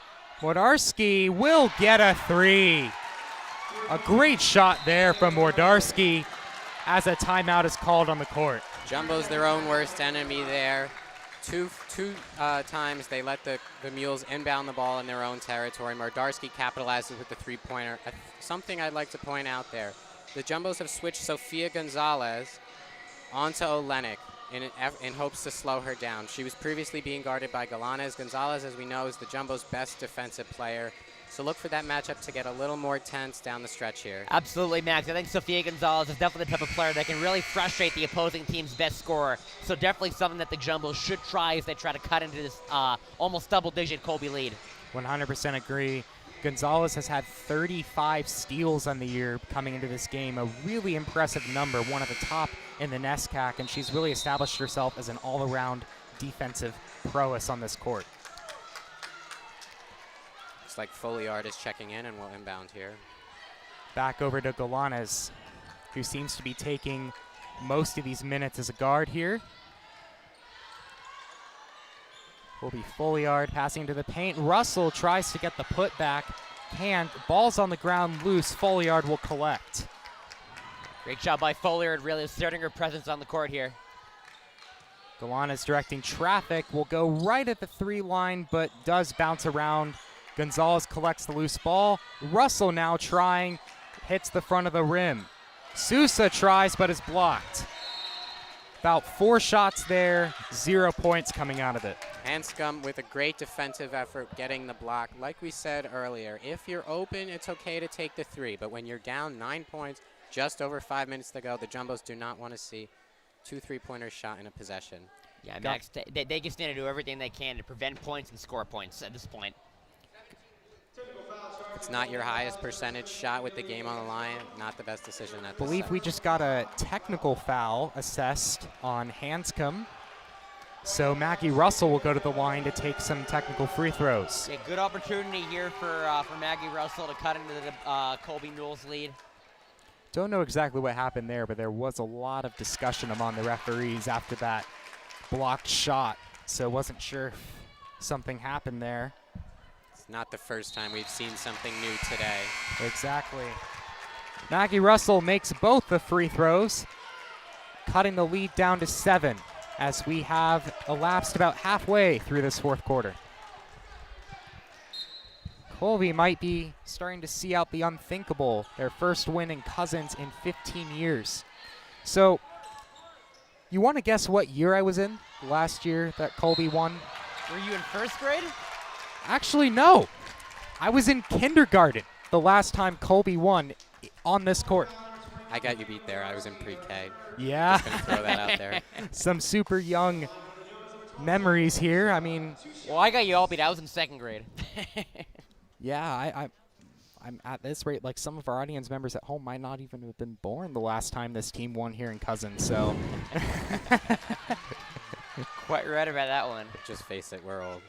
Sousa drew a foul while we were talking about that, but missed the first free throw. She'll try to get one more here to cut the lead to 6.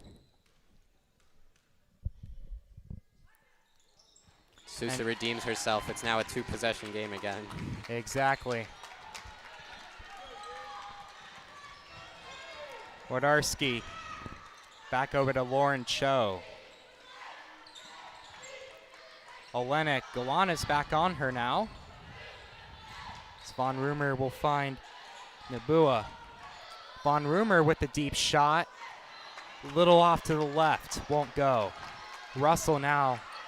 Pace increase, Gonzalez wide open 3, gets it in. Yeah, that's a really incredible play there by the Jumbos. Great perceptive pass by Russell, finding Gonzalez in the corner behind the arc. And Gonzalez just does what she does best and banks down a 3-point shot to make it a 3-point game. Shooters are going to shoot. Sofia Gonzalez finds herself open in space, sprints back after the Jumbos regain possession, and it pays off. She had plenty of time there. Yeah, look right here. to Maggie swish it. Russell here finds Gonzalez behind the arc in the corner. Great 3-point shot. No one around here at all. Exactly. That was just a great play there. Well drawn up. I think if Tufts continues with this pace and tempo, they might come back. I don't know if they'll get the first wins. I was in kindergarten if I were Colby, but Tufts is doing an incredible job just trying to keep themselves in this. They've struggled a little bit today and are going through some adversity today, but if they can see this result out, come back and take a win here after, I believe, not leading the entire game, that would be pretty incredible to see. Yeah, it's really been quite a run for the Jumbos here. They were down almost double digits just a couple minutes ago. Definitely Colby, I think, if they want to see out this game, they definitely have to go back to doing what they did best, playing tight defense and playing very efficient offense here. And Gonzalez there, as we were just talking about, defensive prowess on this court. She causes the inbound to go back over to Colby. No shenanigans when she's on the court.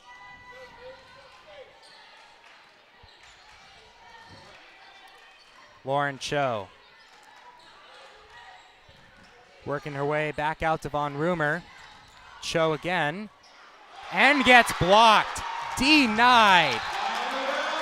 What a block from Mallory Folliard, and a great play on the follow through by Maggie Russell, knocking it off a Colby player, and the Jumbos will inbound. Yeah. You'll see the replay here. Von Rumer drives in, out to Lauren Cho. Mallory Folliard has no time for that. She just uses her height to her advantage there, reaching up and just saying, no, ma'am, not on my watch tonight. As Callie O'Brien here will pass over to Folliard. Over to Russell. Finds Gonzalez on the perimeter, but she'll go into the paint. Gonzalez on her back foot will get it off. Gonzalez with the hot hand. She banks it in. She's been all over things on both ends of the floor. It's a 1-point game here, folks. Yeah, and Maggie Russell and Sophia Gonzalez has really been a combination that's been working. Gonzalez with the steal, and she's going to go on the fast break, but loses the ball to Modarski. Now going back the other way for Colby. Benabou now slowing things down here, trying to get some more time off the clock. Bows down 1. I'm sorry for cutting you off there. I saw the fast break there. And we got another turnover here as Callie O'Brien collects the loose ball. Gonzalez will be forced. That's a foul on Nabua. She pushed Gonzalez out of bounds. Jumbos regained possession. Exactly. Yeah, pretty cool. Great job by the Jumbos. They're getting the rebound, and now they have the opportunity to take their first lead of the game here in this possession.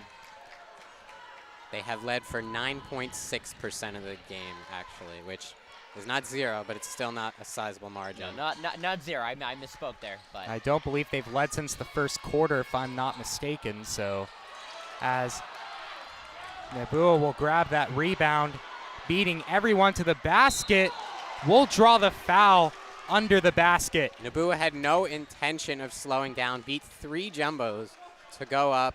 Unfortunately for Maggie Russell, she fouls Nabua, who goes to the line. Yeah, she was a runaway train. They're going down the other end of the court, and now's the opportunity to put the Colby Mules back up to 3-point lead. As you were saying, unfortunate to foul her. She leads the team 90% from the line.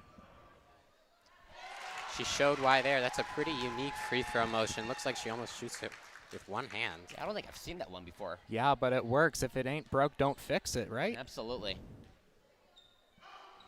And she will miss the second. Colby will only go up 2, but it's rebounded.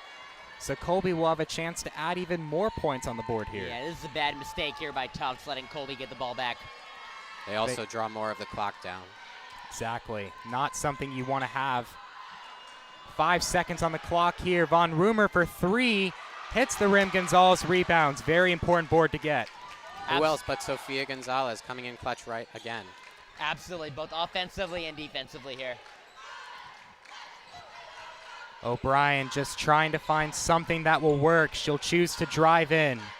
Folliard gets a shot off, but a little questionable there to take that in the first place, as she had to go off her back foot and ended up completely missing the basket. Yeah, not the best technique, definitely not the best positioning there. Just wasn't the best read there I think she had. We'll go back over to Mordarski at the top of the perimeter. Olowick will draw a foul. Things getting a little chippy there between Gonzalez and Olenek. Olenek thought she was fouled earlier in the possession. Eventually, she earns her free throws on the drive as Gonzalez caught her arm as she was going up. And Olenek, as we mentioned, 75% from the line. 37 points here.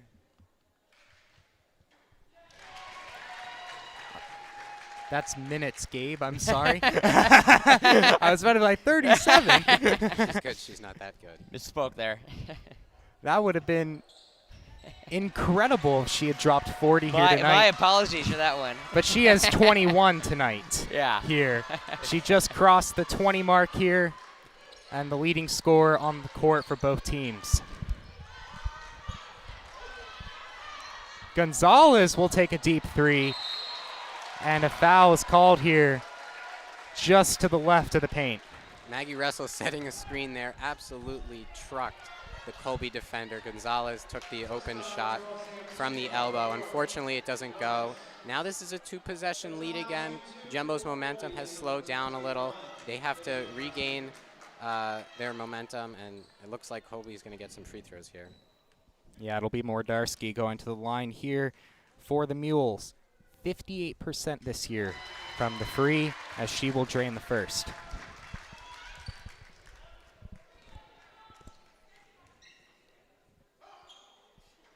Someone in the crowd is trying to scare them as they take the free throw, and that might have worked. Oh! An offensive foul is called, and Russell is not happy. Yeah, we're seeing both teams making some costly mistakes here. Colby by missing 2 of the last 4 free throws, and now Maggie Russell getting the offensive foul here, and the Colby Mules get the ball back. It's definitely going both ways. We've seen questionable calls both sides. Nabua earning a foul there, and Colby regains possession. Yeah, and really, if Colby had made 2 of their free throws here, they'd be up even more, so Tufts should feel very fortunate they're actually in the position they are in right now. Yeah, and timeout's called as they just want to talk this over a little bit. 2 minutes left here. You're down 2 possessions here.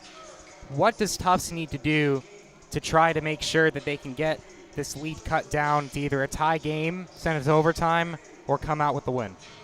Look, that was a much-needed timeout. I think once the technical foul was called and Maggie Russell made those 2 free throws, the Jumbos got back in the game a little bit. Things have started to slow down for them. If I'm Coach Jill Pace, I want the ball in Sofia Gonzalez's hands. We know Maggie Russell is their top scorer, their best player, but I think she's been also effective at creating space in the offensive end. Gonzalez is the one making the shots right now. She's the one you want with the ball in her hands to make the critical shot to get this to 1 possession and then eventually a tie game. Yeah, Zach, and if I'm Colby, I want to run the offense, continue to run the offense through both Olenek and Henscom. They've been very effective tonight at running the offense and also defending where it needs to be to keep the Jumbos at where they're at. Exactly, some great analysis there from both you and Max. Gabe, as we see Colby inbound from midcourt after that offensive foul. Von Rumer looks back to Nabua. Olenek, some serious minutes tonight too. She has not come off the court tonight. She's proved her worth with over 20 points. Exactly. Sabinabo will drive back to Modarski. Nabua will take a shot. As the clock drives down to 0, she gets the bank shot in. And that was a really unselfish decision by her, passing up an open 3-pointer, doing a great job making sure her other player gets an easier shot to make it home. Just getting those points on the board. A team game this is. Sofia Gonzalez tries a shot from underneath the basket, but it seems to have been tipped. Will now be rebounded by Colby, who are just going to try to drain this clock out. And Callie O'Brien will foul, send her to the line. Now Tufts is going to have to foul just to slow the clock down. Their prospects do not look good right now. It's already a 7-point lead, and now you're sending the Mules' best player to the free throw line. Yeah, shows why free throws are so important to hit at this point in the game.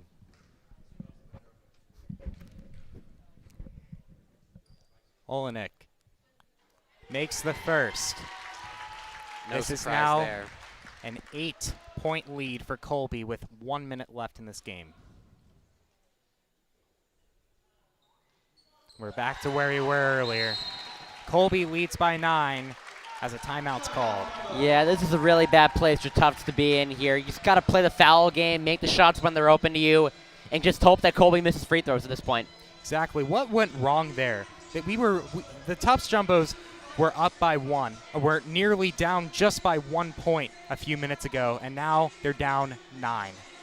What went wrong there, and what needs to happen in the future to make sure that doesn't happen again? Turnovers and shot selection. They stopped taking high-efficiency shots. They weren't able to bank it home, and they weren't able to stop Colby. I agree, Gabe. And when they are taking high-efficiency shots, they're not going in for contact. We saw Gonzalez take a shot there. She's driving into the paint. There's 3 Mules around her.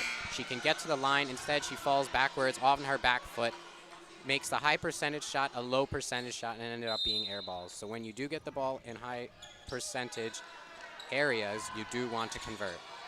That timeout, they'll go to the attacking side of the court. Callie O'Brien can't get the shot off. Loose ball collected by O'Brien. She can't get the shot off, but she does draw a foul. Will go to the line. Yeah, this is a great opportunity here for the Jumbos to go to the line, get some points, try to cut into the lead a little bit. At this point, you're just grasping for straws. You're trying to find an opportunity here to cut into the lead, get points wherever you can take them. Exactly, Gabe. Either way, once the Mules get the balls back, they're going to have to foul. So these are important points. O'Brien looking to cut this lead. Will miss the first, rims around, and out. Just shots you can't miss at this point in the game. Exactly. O'Brien, that was her first missed free throw of the year, actually. She was 12 for 12 coming into tonight. Yeah, definitely not the best timing to have your first miss of the season, but... So another timeout here is called as they want to talk that over after that miss. Not ideal there. You want it to be down 7, now you're down 8. Yeah, I mean, I don't think the strategy changes much now, being down 8 as opposed to 9. They just have to, really at this point, do what they're doing. Exactly. Either way, you're going to have to foul, hope the Mules miss, score quick, and repeat. There's not much of a path back into this game for the Jumbos. What do you think the percentages of Tufts coming out are? Is it a miracle at this point, or is there still maybe single digit? I'm not one to make Millie locks like you are, Zach. I'm not that good with numbers, but it's definitely a slim margin, although they'll definitely try and pull it out here. It's not a double-digit lead, but it's not looking good. Close to a miracle, I'd say. And will immediately be fouled there. Sousa will take that one. The only bright spot is that's not Olenek. It's Von Rumer going to the line. Marginally less efficient free throw. With an opportunity to make it a double-digit lead. At that point, I would say it'd be a miracle. Von Rumer's only attempted 6 free throws on the year, so she's been 5 for 6, so about 70-80% from the line, but not enough to make a percentage that's super accurate, so we'll see how she can do from here. See if she can extend this lead to 9 or 10. Just got a text from my dad laughing at that comment that you made earlier. Which comment? Von Rumer will drain the first. Our director almost fell out of his chair there. Yeah, Max almost just fell out of his chair there after that. As Von Rumer will drain both. Really, really good opportunity to get those both down. Never know what can happen on the broadcast. Exactly. On the basketball side, that looks like the nail in the coffin. I mean, 48 seconds left, 10-point lead for the Mules. We just saw Galanes come in and Sousa check out. Looks like Coach Pace is acknowledging this. Might be a little far out of the reach of the Jumbos. Think they might put in the other freshmen here, just see it out, just get off? That's what I would do. That's what I would do if I were them at this point. Yeah. Not really much path I can see here for the Bows, but Colby will definitely come out of this with a very, very, very important win for them as they finally get over a 12-game streak. Absolutely. Of losses to the Tufts Jumbos, and will also win inside of Cousins for the first time in 15 years. Yeah. A much-needed win for them. Yeah, with the win tonight, they'll advance to 11-9 on the season, and the Jumbos will fall to 11-8 on the season. So definitely exchanging fortunes for both teams after tonight's likely Colby win. You know, obviously statistics and history matter, but in terms of this season, you know, after a 5-game losing streak, now you're winning 2 in a row, and suddenly Tufts is 11-8, Colby is 11-9. They're pretty even. This middle of the pack in the NESCAC is going to be interesting to watch as we come towards the end of the season. Tufts will just try to do everything they can in what seems to be a lost cause at this point, but I definitely do appreciate some passion as Sofia Gonzalez will take a deep 3 that will bounce off the iron and out. Von Rumer took a hit to the face. Yeah, that was definitely a prayer of a shot, just trying to make anything happen here, but wasn't going to bank home there. Von Rumer will inbound, and they're just going to immediately foul Olenek. Takes a bit of a tumble, but Gonzalez will help her up as she goes to the line on the other side. Trying to make it a 12-point lead here for Colby.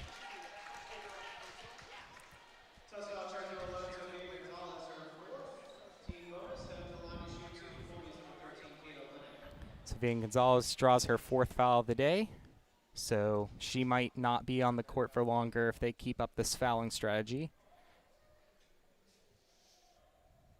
So Olenek will miss the first. She's now 10 for 12 from the line, which is still pretty extraordinary.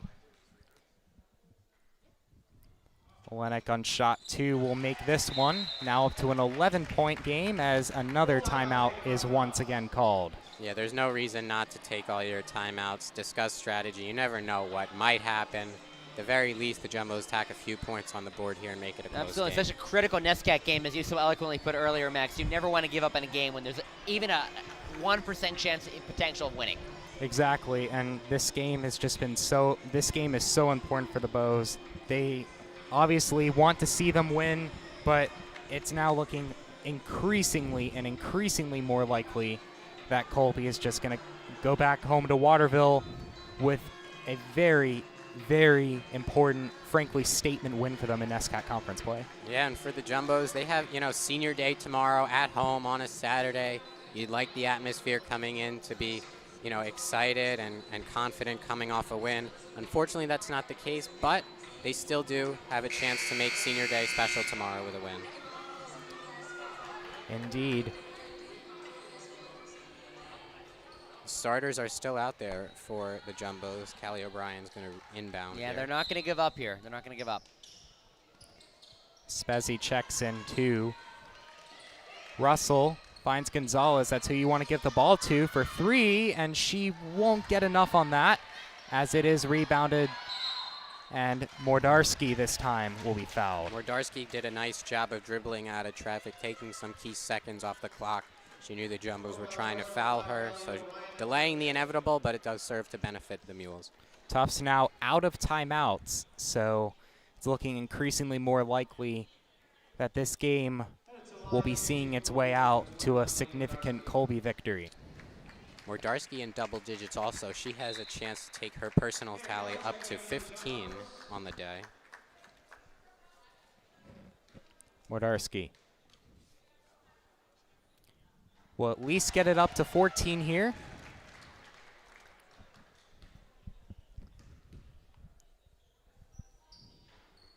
But not quite to 15 as Gonzalez will go the other way. Fast-paced, gets it into, and just can't get it. Galanis. Phenomenal pass by Gonzalez there to Galanis. Just wasn't able to bank it home there, was she? Threading the needle, Galanis just rushed it. We do see Hannah Kelly on the floor now as it looks like the clock will wind down.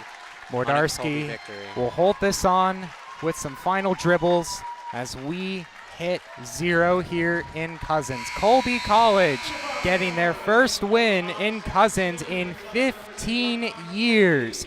An incredible story as they come in all the way from Waterville, Maine to get a great and much needed NESCAC win. The Jumbos fall to 3-4 in NESCAC play, 11-8 on the year. Colby going up to 11-9 and 3-4 in NESCAC play as well. Well, Tufts has another game tomorrow. What are some things they need to do to make sure they come out with a win tomorrow instead of tonight? Zach, I'm looking at the post-game statistics here, and one number jumps out at me. 25% from the field for the Jumbos, 16 for 64. If you make only a quarter of your shots, there's no chance you're going to win a basketball game. So the Jumbos definitely need to work on shot selection, and when they do get an open look, converting on it. They're lucky to score 50 points, honestly, with 25% from the field.